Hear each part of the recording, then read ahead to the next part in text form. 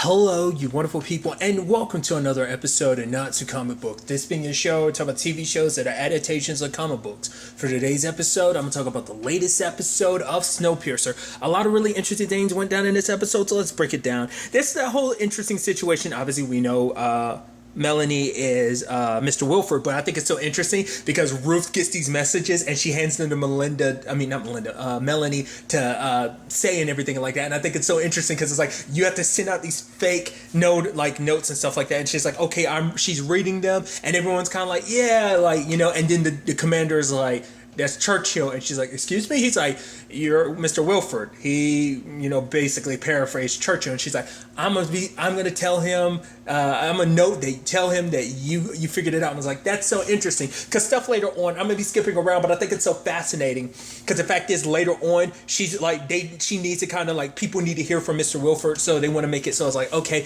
you need to hear from him, so I'm gonna make it a little speech inspiring. So what she does is you can see her like playing some audio and kind of cutting it. Basically, she cut it together, and you're like, okay, so like, whose audio did you steal? So, because that, like, obviously she's kind of freeballing this situation, because I think like she just took some stuff that she thought like either she herself paraphrased Churchill, or maybe she took some things of like, oh, this is what some leaders have said, like, maybe she said, oh, no one, unless you were like probably like well versed in quotes, historical quotes, you probably wouldn't know something like that. But for him to know that, she's like, yeah, I'll make sure Mr. Wilford knows that you know that. So I guess it's her going like, damn it, now I got to switch things up, because if I make it if I make mistakes like this, it could be a thing of people not realizing like, wait, it's like, oh, these are quotes taken from other people. Mr. Wilford's not even come up with his own words. What's this all about? So even later on, because like Andre asked Roach, he's like, oh, have you ever met the man? He's like, yeah, I shook the man, and I'm like, so we know. So once again, we go back to the question of, it seems like Melanie is straight up Mr. Wilford, but the thing is, who did you shake the hands of? Did you shake the hands of one of the engineers that she had pretend to be Mr. Wilford, or was there actually a Mr. Wilford beforehand? Was it actually his audio she cut together and stuff like that? And, those are like some last messages from me. Like, that begs the question, but it makes it seem like it's 100% her. But why the facade? Why not just be Mr. Wilford from the very beginning? Like, I mean, obviously, also, like, does she want to be amongst the people? Is that, I mean, I guess she, you want to live in what you create, and you want to, maintain order yourself. Because, I mean, if you were Mr. Wilford, you wouldn't be able to go about, do whatever you want to. A lot of people would come gunning for you. Like, at least being, in the position, just as Melanie, like, I don't know, it's just, I'm so interested to kind of understand her thinking as to why she did. Like I said, it's been my main question since the first episode. Is Mr. Wilford a real person that Melanie took over after the real Mr. Wilford died, or has she been Mr. Wilford the entire time? I'm leaning more towards the latter, but I do think, but there's a part of me that kind of believes maybe the former is true. I don't know. Like, it feels more and more like it's leaning towards, no, like, she's been Mr. Wilford the entire time. But, we'll see. I just thought, like I said, I just thought that whole interesting thing of her, like, cutting together a speech and everything like that. I just thought that was kind of fascinating. We also learned a little interesting stuff about, Brakeman Tell. Well, Bess, we ended up learning, like, obviously her and Jinju are in a relationship. And I was like, oh, that's interesting. Because, I mean, I guess because she's a brakeman, like, it's not that like a, whoa, you really, because I feel like social-wise, I mean, I guess maybe it's a secret relationship, so you don't have to worry about that, but I guess that shows that Jinju's not all about that, but I guess it's a little bit different because she's a brakeman and not, like, a tailie, for example, so that's what I'm like, I just thought that was interesting. I mean, to be fair, we haven't got to know Jinju enough to really know, like, her whole, like, where she stands. I mean, we're not even 100% sure. Like, obviously, she's part of the inner circle that knows the truth about Melanie, but then we don't really 100% know, like I said, her place in the grand scheme of things. Like, what are the engineers and, are those people that Melanie knew before everything went to shit and, ended up kind of letting them be the first ones on this train and stuff, like, because of, like, her connection. These are, like, her best friends or something like that. I don't know. It was actually interesting, too, because, like, this episode also brought about a situation where Andre actually got to, know a little bit more about Roach. Like, for example, like, it's like, oh, you're married? He's like, yeah, 20 years. Kids? And he's like, what is this? And it's like, yeah, 3. But only one of them made it to the train. And it's like, damn, that sucks. you know? And so it's a situation of like, yeah, but you hold on tight to them, and that warmth is what kind of keeps you going. And he's like, I get it. Zara was my warmth too. And he's like, I get it. The tomato soup and grilled cheese. So kind of thinking like, yeah, that was 100% her, wasn't it? So it was just interesting, them kind of sharing the apple and everything. Because basically Andre gets his investigation needs to be kind of kicked up a notch, because it turns out there's a drug, was it Chrono, that's going about, and it's hitting the third, but Andre's like, it hit the tail like 2 rotations ago, and it's like, oh, he was like, I thought that, it's like, but then it's like, oh, how do you score? It's like, oh yeah, like you have to go down on a brakeman, Oz, and it's like, right, so that's what that lady's son got last episode from Oz. It was that. Because I guess it's the closest thing to pain medicine that you can, get. So now it's a situation of they go, track him down. And obviously, Roche is not too happy about finding out, and I love that he's slapping him across the head. And then it's just kind of, and then immediately Andre does it, and Oz loses his shit. He's about to beat him up, but Roche like slams him back down. I love that. It's just like, nah, like, honestly, you're not the one in power right now. Technically, he has more power than you. I just thought that was kind of interesting. Kind of an interesting power dynamic switch in that moment. But obviously for him, he's like, oh, what I did was kind of out of charity. So obviously it's a whole thing about like trying to figure out, where this drug originated from, because that's also something like now kind of under Andre's purview, because that's what Sean was snitching about, like that drug that was running rampant in the third. It's like now, like now it's connecting. So it's like, okay, so is that why he got killed? So now it's a situation of investigating it, and Bess ended up learning from Jinju, because Jinju, I guess, kind of accidentally let it slip, because the whole thing was like, oh, when can I talk to Nikki? It's like Nikki's still unconscious. Jinju accidentally let it slip that she's kind of out of it. It's like, wait, she's not unconscious? He's like, I would let that go, because this is what, because basically Melanie was blocking her. She's like, yeah, that bitch Melanie keeps blocking me everywhere. It's like, yes, Melanie speaks for Mr. Wilford, so what she says kind of goes. It's like, well, fine, I'll go around her. So she meets up with Andre, and they go to investigate, go talk to Nikki. But when they go talk to her, like, obviously she's still out of it and stuff like that, and she says it's not like sleep. So I'm just kind of implying that like the whole being on ice thing, it's not like, I think it's kind of a thing like your consciousness is still, it's not like you're dreaming, like it's like you're stuck in a dream or whatever. It's like, it's almost like you're awake and aware that you're stuck in a state and can't move. Like it's like your consciousness is awake and stuff like that. So you're cognitive of like what's happening to you to a certain extent. And I think that's probably why it takes so long to come out of it, because it's not like you're fully asleep. But it turns out that the drug that they use, that puts the people, they use to put the people in the drawer, that's what Chrono is. It's the street drug version of that. And it's like, wait, so it's like, no, that's locked up type. Melanie's like, there's no way for someone to get that, right? And the MA dude's like, and it's like, wait, what? Because I didn't talk about it, but I thought it was an interesting thing, because we kind of got his voiceover at the beginning, basically showing that, the way this kind of works is that basically, and you think loneliness is something that's impossible on a train this full of people, but the fact of the matter is, it's all about like, everyone has a price. That basically, there's always trading going on, trading up just to trade back down, just because that's the only way you kind of make it through this place. Essentially, it's just kind of like like I said, you can. There's a price on everything on the train, essentially, So it turns out he was selling the Chrono to basically to someone, and he was getting deliveries back, and what he was getting deliveries for, he was like, it was like vegetable stuff to help basically to prevent the people in the drawers to getting bed sores, because he takes care of them. And he's like, yeah, it's just stuff that Mr. Wilford didn't account for. And it's like, and everything, like, so basically saying that there are things that weren't accounted for, like that, people being like, when you lay down like that for a long time, like that's why like even people who are in comas have to be moved every once in a while, just because like they'll get bed sores if they don't, like, so that's why that's what he was kind of like battling that, because it almost seems like already they kind of set it up, they kind of has a creepy obsession with the people in the drawers. He treats them like almost like they're dolls to a certain extent, but it's like, as long as I don't know, I just think it's interesting. So, but the question then starts popping up between Bess and Andre is like, who the hell is Melanie? Like, why is she just pulling him aside like that? It's like, yeah, the fact is, it's just like little by little she's showing that she ain't just some random person. Like, oh, I just got this like concierge job. It's like, no, there's something, not concierge, hospitality. Well, that is still whatever the case may be. Like, it's just, they feel like there's more to her, and I love that. Like I said, no one would think that she's Mr. Wilford, so I just think that's such an interesting incognito situation she's got going on.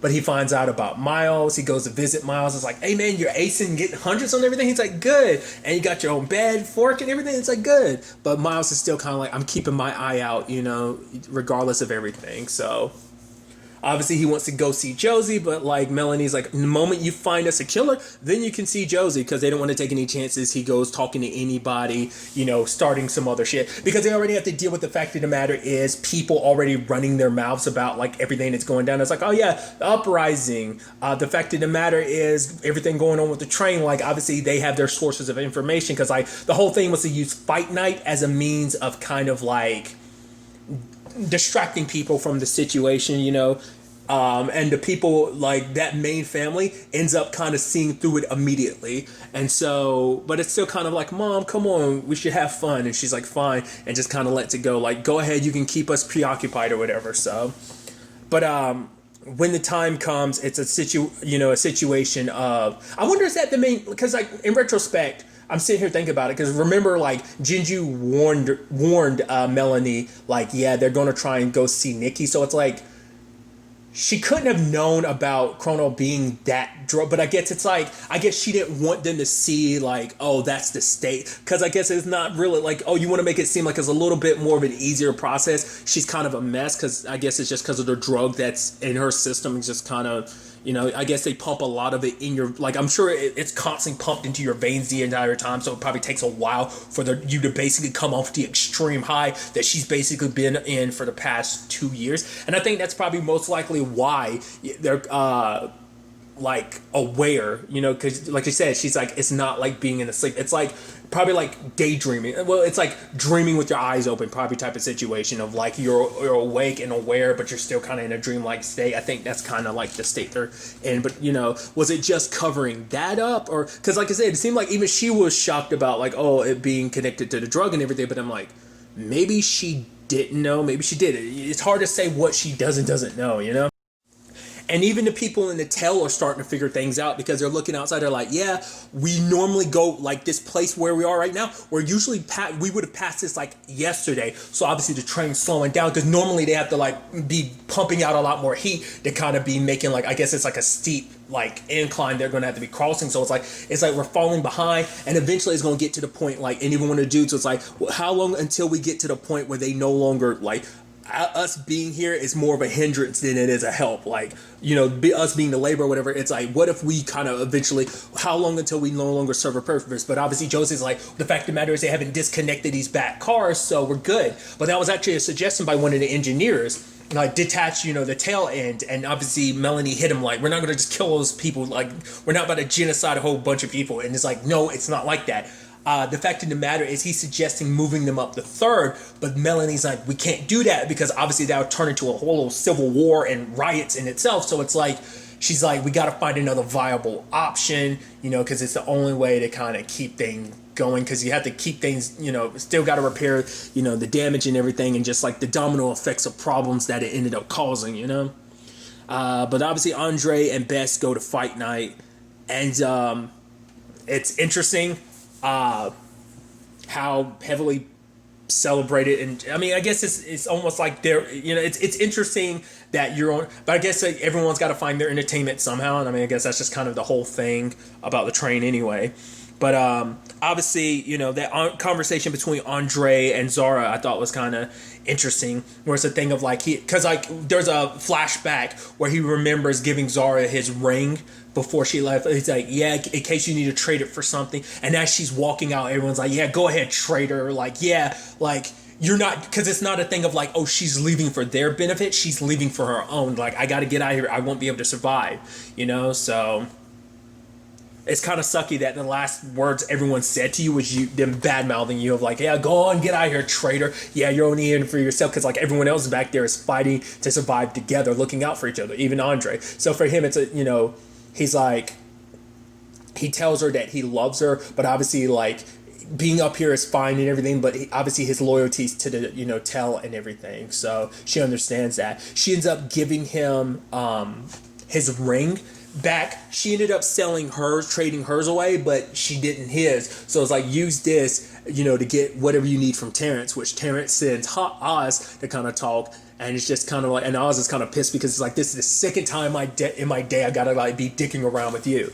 So obviously he sits down and talks to Terrence. And it's interesting, Terrence's perspective, because he's like, oh yeah, guess what I was before this? And a janitor. It's like, oh, you're a janitor now. But obviously in this position, he has a lot more power. Because it's like, did you know that Sean was, you know, an informant and stuff like that? And he was like, no, because I wouldn't kill him. He's like, Andre's like, no, I get it. Because if you had killed him, it would have brought too much attention to your enterprise and everything, and you wouldn't want that. But basically, he's like, oh, like basically he traded the high rise he's known before for another high rise that's just, you know, now he basically sees the train as a high rise on its side. So kind of seeing like, oh, I know how like the hierarchy of everything kind of works. And for him, it's like, now my building has become the most important building ever, you know, just because of everything. So for him, he's obviously made a killing off of this. And, you know, it's so interesting too, because it's like, yeah, despite the success he has, obviously he wants more. He's like, maybe someday finding out who's in a penthouse. So it's like, I guess for him, rising to the top until he gets to the very front of the train and everything. And I guess kind of like winking and nodding to what it is that Andre and the Tailies want to, you know, take control of the engines and stuff like that. He's like, yeah, you know, people, you know, oh, we can dream and stuff like that. But he describes the person that he saw with Sean. And so Andre gives him the ring, but he's also like, I need something else. I'm like, what's this all about? What's also interesting too is like some of that family has taken an interest in Andre, like the daughter, she's taking an interest in Andre because she sees him and it's like, oh, and she like sees Andre walk by and she's waving at him. He's almost like, what the fuck? And he just keeps walking. And I'm like, that's going to be interesting. I mean, I think it's probably a thing. It's more like a fascination. It's like, oh my God, look at this, like, oh my God, look at this Telly. And it's like, oh, he's a train detective and everything. Ooh, how fascinating, how exhilarating. It's like, oh my God, we're so rich and powerful. Like, oh, look. And even obviously like they're up there, the first class are up there looking at everyone riot and fight down there because things got nasty. So, but even that family being like, yeah, you know, it'll be like another year or so. Yeah, you kept us distracted now, but it's only going to be a year or so before you end up having to serve us the last. Like, I think she was referencing some kind of like high class alcohol or whatever. So just being like, obviously this whole like keeping us, because like they're like heavy hitters amongst like the rich and powerful families. So I guess it's like their attendance and them being happy is very good for the train. You know, kind of keeps, you know, morale up, keeps the other people kind of in line a little bit too, I guess is the whole point. But still interesting developments, especially when we find out who the killer is, because I was like, who is the killer? And it turns out to be bodyguard to that family. So he starts like bashing two people's heads in, going after Nikki. He's like, oh, you don't remember me, but you know who I am. And I'm like, what the hell is that kind of implying? Like, who are you? You know, they got a description of him because Andre was using that as leverage to get. It's like, I'll tell you if I get to see Josie. And he's saying all this stuff to Josie and stuff like that. And he kisses her, but he passes something on to her. And we find out it's the chip in your arms that make it so that you can get access. What was interesting, though, is we see with Nikki, she was scratching her arm and then she was digging into her skin. But I was like, what the fuck is that about? Right. Okay. So I guess that's what that was about.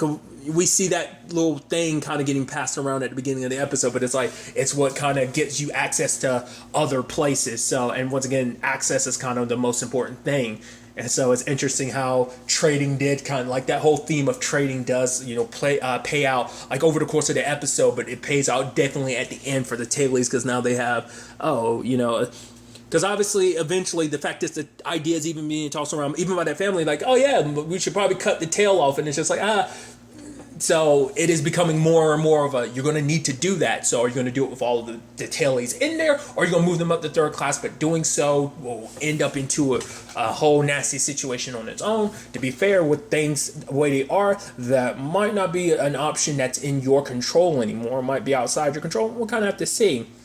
But, yeah, the dude, like, and it's so weird because, like I said, I see, because it's weird to see him in this and also see him in Gene as Gene in the show In the Dark. So it's in So it's interesting to see him kind of be like the goofball as Gene, and then see him in this as like this like killer right there, bashing people's heads in, covered in blood like that.